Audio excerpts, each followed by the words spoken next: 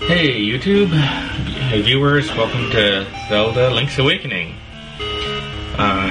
Sometimes called Zelda 4. It's a great game. I'm going to be playing this game with 100% item collection. This was my favorite Zelda game at the time. Like, I had the Super Nintendo and the Game Boy ones, but I played this game so much more. I don't know, I found it more fun.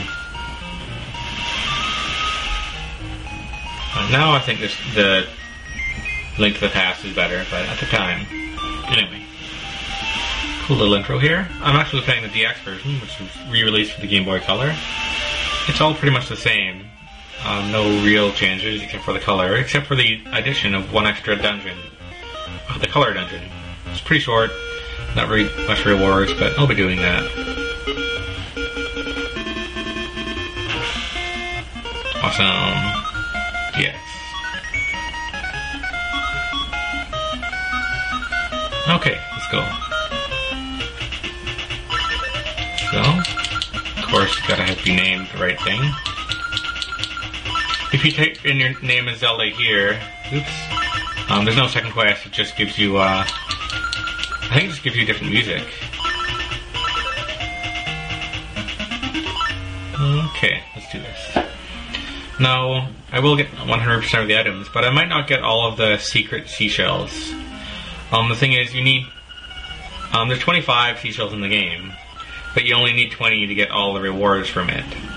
Like, there's different, as you turn in different amounts, you get different rewards up to 20, and that's the final, reward. Also there's a trading sequence. You can't have both the shovel and the boomerang at the same time. After level 6 or 5, I think, you can trade the shovel for the boomerang, but you can't have both at the same time, so... I don't know, I'll probably just stay with the boomerang once I get it, so... She looks like Zelda, doesn't she? Anyway, there's a trading sequence in here, we can steal stuff. I won't be abusing the stealing feature. It's not really a glitch, it's a feature, but basically I could go right now and steal bombs and a bow and arrow and everything, but then he would kill me and everyone would call me thief, which is not much of a deterrent if you're playing. I mean, I used to do it all the time, like, who really cares, right? But I kinda breaks the game. Like, once you buy the shovel or steal the shovel, then the bow and arrow appears here, which is 980 rupees, so rupees are important. Shield if you lose it. And eventually the bombs appear. You can't buy them yet. But it'll be there for 20 rupees eventually. I think not till after you get the sword. Because the sword, here you can't pick up bushes in this game, you have to, well, either blow them up or use the sword on them, so... Well, without further ado, let's do that right away. Let's go get the sword. It's the first thing we gotta do. Good times. Now, I've never played the DX version, so I've never done the color dungeon before. I've played the normal version countless times. So that's gonna be new for me. I probably look up a few hints to make sure I don't miss anything there, but other than that, should be an easy run. Try to make it as fast as possible without missing anything, and I also plan to do a run with 0 deaths. One of the reasons why I'm not going to steal anything. Makes it seem too easy. So it doesn't keep track of your deaths like other games. The windfish won't let me leave the island. But it's sleeping and there's monsters about keeping it asleep somehow. Yeah, like most Zelda games, the plotline isn't overly important. You know, you just gotta beat up all the dungeons, but there you go. Yay! So up until this game, the chronology of the Zelda games is pretty straightforward, right? We have A Link to the Past, and then Zelda 1, and then Zelda 2, and then this game. Pretty much. Although this could kind of fit anywhere if he's just lost at sea, but really it wasn't until the 64 version, or Ocarina of Time, had an alternate well, I don't know. I'm not even going to get into Zelda chronology. It's too confusing. It doesn't matter. AVGN did a cool thing on it, but for me, I'm just gonna play the games and not worry too much about storyline. Especially in Wind Waker. Like, is there a different Zelda for each generation that's reincarnated, or is there parallel dimensions? Does he live forever and lose his memory? Who knows? Anyway, as usual, we have an epic amount of item collection before the first dungeon. Well, in a way we have to, because we have to get the magic powder and the key. Each dungeon has a key in this game in order to get in. But there's several other things to get as well.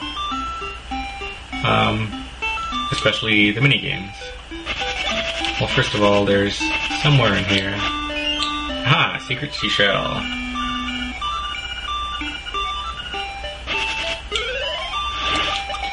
Okay. Now there's two mini-games we can play right off the bat. One of them is here. And we need to win that Yoshi doll to start the trading sequence. Also, that bag there has the magic powder. So that's kind of a shortcut. You can get the magic powder right away here. Whereas normally to get it, you have to walk the forest and get the toadstool and turn it in, which isn't really that much faster or slower. I mean, you'd have to farm money to get it, right? So there's that. And then there's the fishing minigame, which is up here. So I don't have money to play those. They're 20 gold each. Actually, I think the one with the... Oh, they're 10 gold each, sorry. I can't afford it yet, so you could do that now if you wanted to farm money. I'll just leave it for later. I'll play them on screen unless they fail a bunch of times, and then I'll do them off screen. So, that's that. Oh yeah, there's a piece of heart from the fishing game. That's all that matters. So, let's go. Move on. So yeah, right away we can get 2 pieces of heart and one of the secret seashells. That's pretty quick. Mysterious wood. You can't skip through this dialogue any faster, but...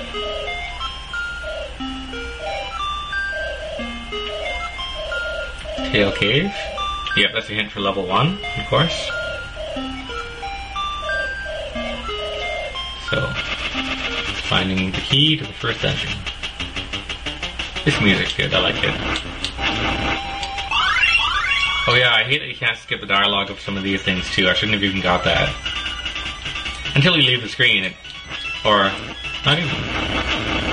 It's kind of a temporary defensive item. There's also like a mini Triforce shaped thing to temporarily increase your offense. They're kind of useful, but usually I'll be skipping them, I think.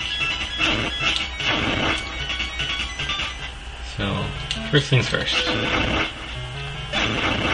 We want it. We want what's in that thing. That chest. Wow, time's progressing pretty fast here. There's some money. That's exactly what I wanted. There we go. That should be enough to play our mini games and probably buy the bombs as well. We can't get that piece of heart yet, so don't worry about that. Yes. Toadstool. You need the magic powder to get the key to the first dungeon, unless you do like glitches. There's a glitch where you pause it as you're changing screens and it jumps you around. Yeah, I'm not going to be using that. That's too cheap. A lot of speedruns do that.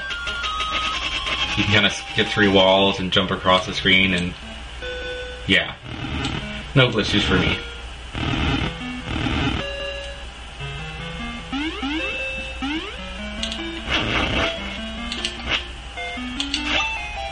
I need all the money I can get.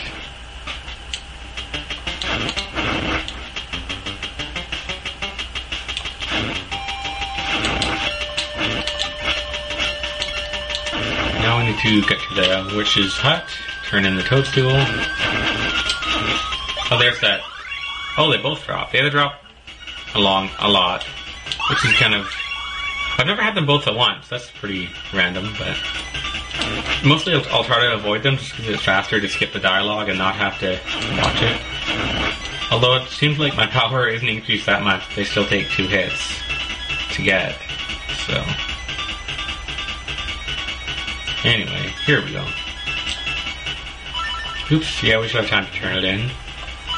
So before the next video, I will... I'm not going to do much. I'll probably farm some gold, just so, in case I fail at playing the mini games, I can play them a couple times. So I'll have enough for the bombs and the mini games. So I'm not going to farm enough for the shovel yet, although you could. Well, it depends how fast money drops. But anyway, farm a little bit of money, but that's about it. I'll meet you back here at the Witch's Hut for episode 2. Thanks for watching.